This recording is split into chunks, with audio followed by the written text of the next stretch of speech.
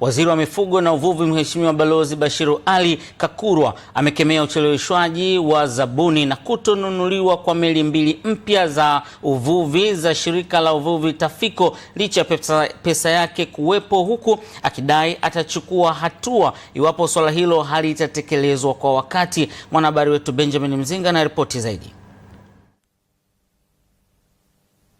Waziri Mheshimiwa Balozi Kakurwa amesema hayo wakati wa uzinduzi wa bodi ya wakurugenzi ya awamu ya pili ya Tafiko, ambapo akiongea na uongozi pamoja na bodi ya shirika hilo amesema, na hizi meli Profesa, tangu ilani niliyoandika mimi nikiwa katibu mkuu,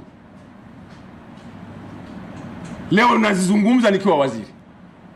Yaani ilani niliyoshiriki kuiandika ya Chama cha Mapinduzi 2025 nikiwa katibu mkuu ya kununua meli za Tafiko, nimeteuliwa kuwa waziri, bado nazungumza kuhusu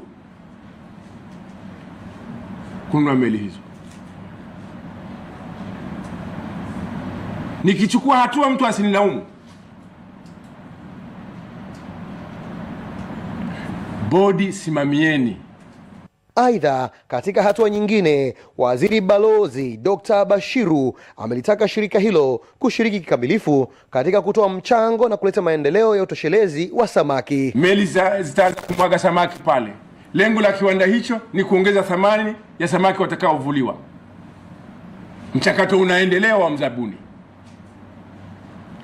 Hakikisheni kiwanda kile kinaanza kujengwa. Aidha, kwa upande wake naibu katibu mkuu uvuvi Profesa Muhammad Ali Sheikh ameelezea mipango madhubuti ya serikali na maendeleo katika sekta ya uvuvi.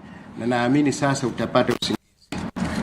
Kwa kipande cha Tafiko itakuwa umepata wasaidizi ambao ni imara, wabunifu, wenye uzoefu ili kufikisha malengo ya serikali kwa shirika hili. Tuhame kutoka kwenye kuendelea na miundombinu na kulipanga shirika, sasa tuingie kwenye ukuaji wa shirika.